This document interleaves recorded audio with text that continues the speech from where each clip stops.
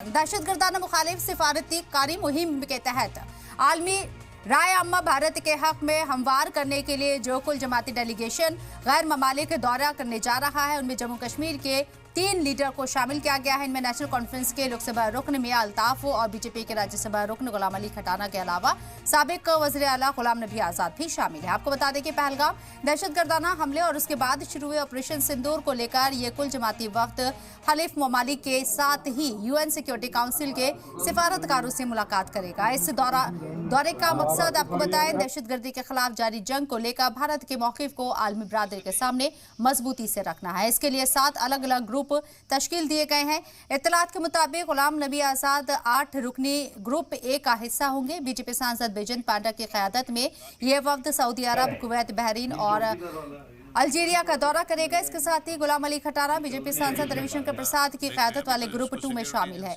ये वफ्द UK, France, Germany, EU, Italy और Denmark का दौरा कर वहां के लीडरान से मिलेगा।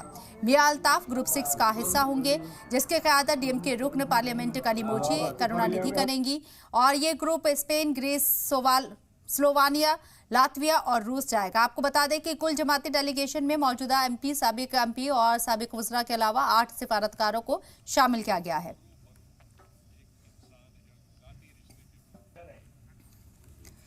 हमारे नुमाइंदे फारूक वानी हमारे साथ लाइव मौजूद हैं, सीधे उन्हीं का रुख करते हैं। फारूक, जम्मू कश्मीर से 3 यहाँ लीडरान को शामिल किया गया है। गुलाम नबी आजाद को भी उस डेलीगेशन का हिस्सा बनाया गया है जो गैर ममालिक का दौरा करेंगे और ऑपरेशन सिंदूर की यहाँ जानकारी देंगे। साथ ही साथ पाकिस्तान को दहशतगर्द के मुद्दे पर घेरते हुए नजर आएंगे। डिटेल आपसे जानना चाहेंगे। और जी बिल्कुल, 3 लोगों के जो नाम आए हैं, जिसमें पूर्व मुख्यमंत्री जम्मू कश्मीर गुलाम नबी आज़ाद हैं, नेशनल कॉन्फ्रेंस के वरिष्ठ नेता और MP सांसद भी हैं मियां क़यूम, वो भी इसका, मियां अल्ताफ भी इसका हिस्सा होंगे और साथ में भाजपा के जो सांसद हैं गुलाम अली खटाना, तो वो भी इस जो डेलीगेशन है 59 लिस्ट में, तो उनमें इन तीनों का भी नाम है। ये भी जम्मू कश्मीर से रिप्रेजेंट करेंगे इस ग्रुप को, जो कि अब बहुत जल्द जो है यूरोपीय देशों का दौरा करेंगे और साथ में सऊदी अरबिया भी हम ये जाएंगे, ओमान भी जाएंगे। इसके अलावा रशिया और लिथुआनिया, जैसे आपने नाम बताए, इन सभी यूरोपीय देशों का भी वो हिस्सा रहेंगे। तो बहुत ही महत्वपूर्ण है कि जम्मू कश्मीर में इस तरह से पहली बार हो रहा है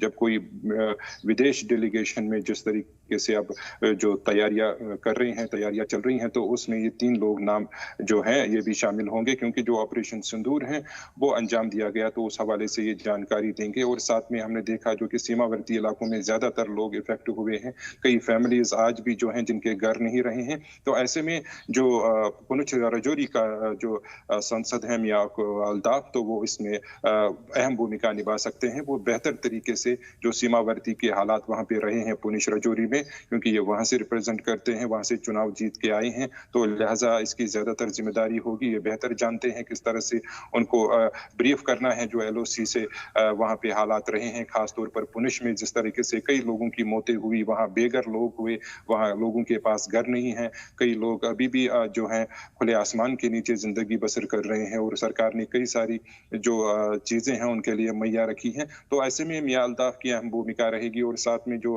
गुलाम अली खटाना है जो कि भाजपा के सांसद हैं, तो वो भी जम्मू क्षेत्र से जो सीमावर्ती इलाके हैं वहां भी उनको जो पकड़ है मजबूत हैं, तो वो भी बेहतर तरीके से उस सिचुएशन को वहां पे ब्रीफ कर सकते हैं। इसी तरह से गुलाम नबी आजाद जो कि पूर्व मुख्यमंत्री भी जम्मू कश्मीर के रहे हैं, तो वो भी हालात पर पूरी तरीके से उसको जानकारी है। पूरे जम्मू कश्मीर में जो भी ये ऑपरेशन सिंदूर हुआ या उससे पहले भी वो कई सारे चुनाव जो हैं वहां पे लड़े हैं, तो उनको भी बेहतर इल्म है जो सीमावर्ती इलाकों में इस वक्त स्थिति बनी हुई है। जो होरी में हालात रहे, जो टंगडार, मच्छिल, ऐसे इलाके हैं जो लगातार सीज फायर के उल्लंघन से प्रभावित रहे हैं। तो ये 3 लोग जो हैं जम्मू कश्मीर को रिप्रेजेंट करेंगे, क्योंकि ऑपरेशन सिंदूर अगर हम देखें तो पूरे जम्मू कश्मीर में ही सारा अंजाम दिया गया है।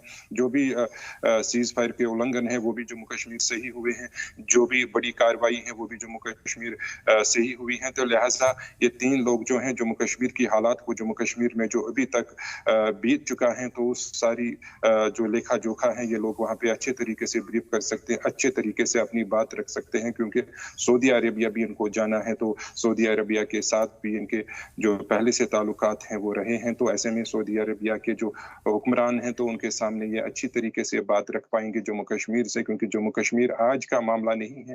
ये पिछले कई दहाइयों से यहाँ पे जो हालात खराब रहे हैं, यहाँ पिछले कई दहाइयों से सीज फायर के उल्लंघन रहे हैं और बार बार इस तरह की एक्टिविटीज से जम्मू कश्मीर में जो लोग रह रहे हैं उन पर इसका असर पड़ रहा है। एलओसी ट्रेड बंद हुआ, दूसरी चीजें हुई। तो ऐसे में ये 3 लोग जो हैं बहुत ही सरकार ने जो कदम लिया है ये बहुत ही सराहनीय है, क्योंकि इसकी सभी लोग जो हैं वो वेलकम करते हैं, इसका खैर मकदम करते हैं। कम से कम 3 लोग ऐसे होंगे जो जम्मू कश्मीर की बात वहाँ पे रख सकेंगे, जम्मू कश्मीर के लोगों की वहाँ पे बात रख सकते हैं। गुलाम नबी आजाद को भी इस डेलीगेशन में शामिल किया गया है, हालांकि वो अभी रुकने पार्लियामान नहीं है, लेकिन उनको फिर भी शामिल किया गया। कैसे आप देखते हैं? काफी सीनियर लीडर है, इसमें कोई दो राय नहीं है। जम्मू कश्मीर के सीएम भी वो रह चुके हैं। जी बिल्कुल, गुलाम नबी आजाद चुनाव भी जीते हैं और केंद्र में भी वो मंत्री रहे हैं, काफी देर तक वो स्वास्थ्य विभाग के मंत्री रहे हैं केंद्र में। तो उसके बाद जम्मू कश्मीर के वो मुख्यमंत्री भी काफी समय तक रहे हैं, जो गठबंधन सरकार थी पीडीपी और कांग्रेस की। तो लिहाजा जम्मू कश्मीर के जो नजरिया है गुलाम नबी आजाद का, तो वो बहुत ही ऊंचा उसका कद है, सियासी लिहाज से भी उसका नजरिया बहुत ज्यादा है। तो वो इस बात को जानते हैं कि जम्मू कश्मीर के जो हालात हैं पिछले कई सालों से जो रहे हैं, तो यहाँ के लोगों को क्या क्या मुसीबतें झेलनी पड़ी, यहाँ के लोगों को क्या मुश्किलात का सामना करना पड़ रहा है, तो उससे बेहतर कोई जान नहीं सकता। तो उसको सारा इल्म है इन चीजों का। जो सीमा से लगे जो सरहदी इलाके हैं, तो वहाँ पे हालात कशीदा रहे, वहाँ के हालात जो हैं तो गुलाम नबी आजाद से बेहतर कोई नहीं जान सकता। और गुलाम नबी आजाद का कद जो है बहुत ही ऊंचा है, तो इसीलिए उनको चुना गया है कि उनकी जिम्मेदारी ज्यादा बनती है। जम्मू कश्मीर में पूर्व मुख्यमंत्री भी रहे हैं और केंद्र में भी उनकी अच्छी खासी पकड़ रही है। केंद्र में एक क्षेत्र से वो चुनाव भी जीते हैं, तो इसलिए गुलाम नबी आजाद का इस डेलीगेशन का होना सीनियरिटी के हिसाब से बहुत ही अहम है। और उसकी अध्यक्षता में भी ये 2 लोग जो हैं अब जम्मू कश्मीर से जो विदेश जा रहे हैं, तो वहाँ पे अपनी बात रख सकते हैं और लोगों को आगाह कर सकते हैं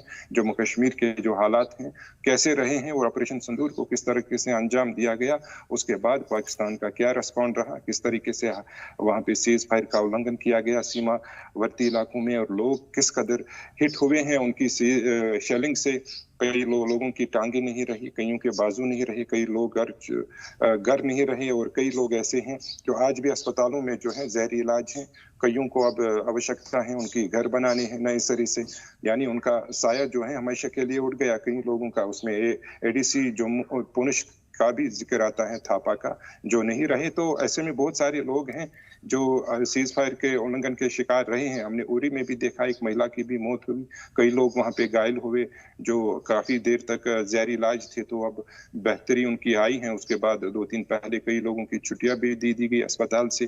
तो ऐसे में जो ये 3 लोग हैं इनकी अहम भूमिका रही। गुलाम नबी आजाद भी जानते हैं, उरी से वो कई बार उरी जाते हैं, यहाँ पे उनको पता है उरी क्षेत्र में किस कदर सीज फायर का उल्लंघन किया जा रहा है और कब से किया जा रहा है, सारी नॉलेज है उनकी। तो जम्मू कश्मीर से बेहतर उसके अलावा कौन जान सकता है। इसीलिए शायद केंद्र ने उन पर भरोसा जताया है और केंद्र को पता है गुलाम नबी आजाद पिछले कई सालों से जम्मू कश्मीर को अच्छे तरीके से जानते हैं, एक बड़े सियासी नेता हैं, तो उसकी इस डेलीगेशन में होना बहुत ही जरूरी है। जी बिल्कुल। और जिस तरीके से गुलाम नबी आजाद को शामिल किया गया, गुलाम अली खटाना को भी यहाँ पे शामिल किया गया है डेलीगेशन में, अल्ताफ को भी शामिल किया गया है।